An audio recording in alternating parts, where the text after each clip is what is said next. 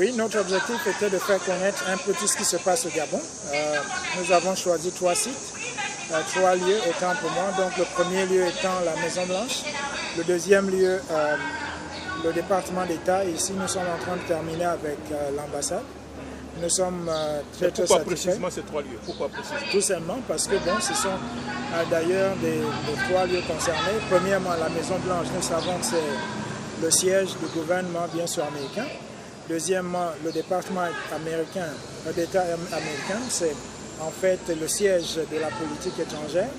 Et puis ici, bon, à l'ambassade, c'est en tout cas l'endroit qui représente bien sûr le pouvoir au Gabon. Donc c'est à peu près, l'ambassadeur représente Ali, le président du Gabon. Et nous avons pensé que pour faire passer le message, disons, au gouvernement gabonais, y compris le pouvoir que dont nous voulons qu'il arrête la gestion du Gabon, du pays, nous pensons que c'est ici où ce pouvoir est représenté. C'est pourquoi d'ailleurs les 3 endroits. Mais la Cour constitutionnelle, vous êtes démocrate, la Cour constitutionnelle a accepté la candidature d'Ali Bongo. Est-ce que vous êtes démocrate et vous ne devez pas respecter la décision de la Cour constitutionnelle? Bon, la question que vous me posez, c'est celle-ci. Vous avez 2 équipes qui sont sur le terrain et l'arbitre donne, disons, arbitrairement, disons, un penalty qui n'a pas le droit d'être, disons, à l'équipe dont il est favori. Est-ce que vous allez accepter cela? Nous pensons que la Cour constitutionnelle est toujours, bien sûr, disons, au menu en fait du pouvoir en place. Donc nous ne sommes pas en fait surpris parce qu'en 2009, c'est la même Cour constitutionnelle qui a déclaré Ali Bongo vainqueur alors qu'il n'a jamais été vainqueur.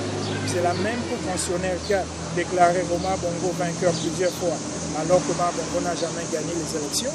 C'est la même Cour constitutionnelle qui est gérée par, bien sûr, la mère, autant pour moi, l'ancienne concubine d'Omar Bongo. C'est la même Cour constitutionnelle qui est là au sort du pouvoir. Donc, nous demander disons, d'être satisfait ou bien d'accepter ces décisions, je dis, c'est quand même trop demandé.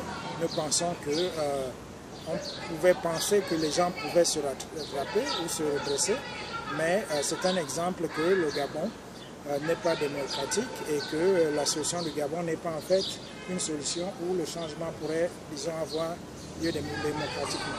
Oui, mais après donc, la décision donc, de la Cour constitutionnelle, M. André Boissard, que ce soit au Gabon, dans tout le monde entier, hein, il n'y a pas donc de manifestation. C'est comme si le peuple gabonais avait déjà accepté un peu la décision de la Cour constitutionnelle. Non, les manifestations, il y en a. Par exemple, ici, c'est une manifestation. En France, il y avait des manifestations. Nous continuerons les manifestations jusqu'à le 27.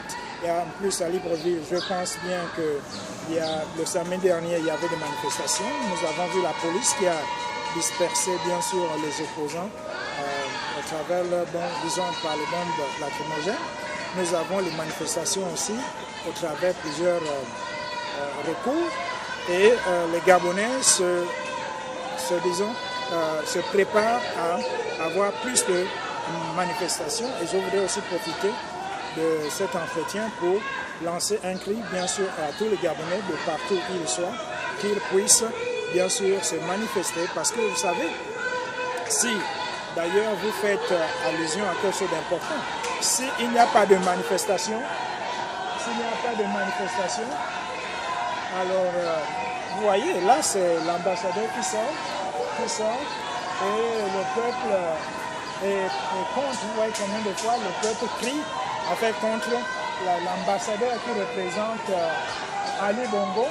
En fait, c'est un dédain total. Le peuple gabonais ne veut plus, ne veut plus de ce pouvoir.